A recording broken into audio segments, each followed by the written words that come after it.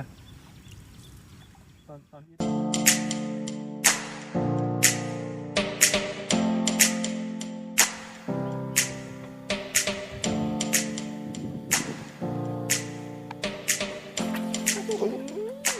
มันใหญ่ได้จังไงวะปลาตัวนี้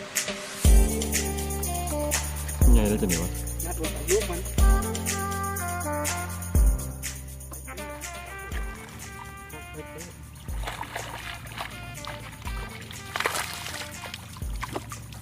ตลอดปีสองนี่ที่ถงไว้เมียวดาเดี๋ยวป่ายังสดได้เยอะเลยป่ายังสด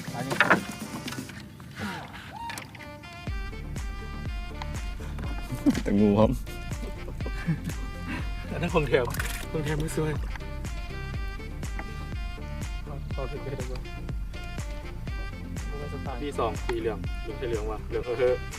หลืองแบบกูมีบอลตีป่ายังสดเดือนเลยสะยับอีกดิมันหดโคก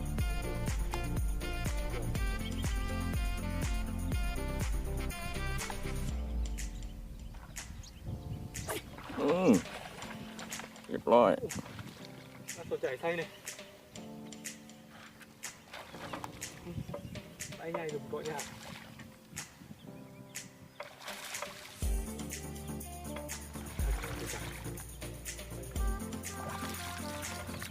เป้ง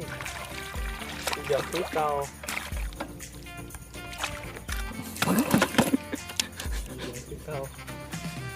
ปลาช่อนยักษ์ฝากเด้อพี่น้องเด้อปลาคอไซส์งามๆมื้อนี้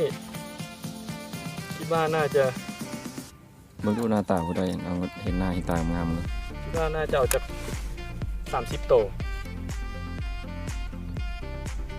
B2มีไว้ติดถุงเมียบดา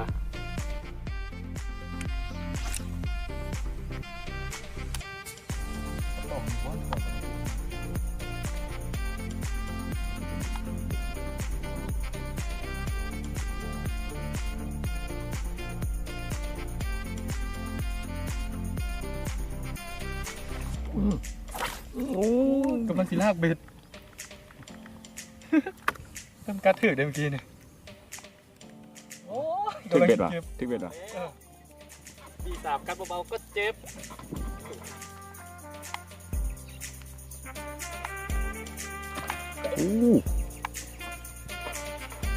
ง่ายอีกบอกแล้วผมปากกระสู้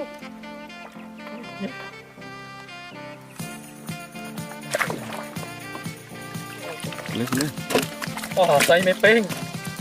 ใส่เป้งพี่น้องหาอยู่กับควายก็คือตัวน้อยเกาะไม่เดี่ยวตรงปากของคอเกาะหน่อยเกาะยังไง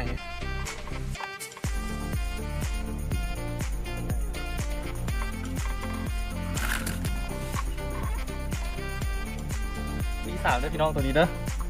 กัดเบาๆก็เจ็บB3ขนาด3 เซนแต่ว่าปลาโคนี่ขนาด8 ขีดน่าจะได้ขีดตัวแค่ตัวเอาอยู่กับมูลตั้งตัวมีกัดมาแล้วกัดบักเฮงตัวเท่านี้B3ไซโลกับเครื่องขีดเด็กในวันนี้คือผู้ใหญ่ในวันหน้าตุกตุ้ย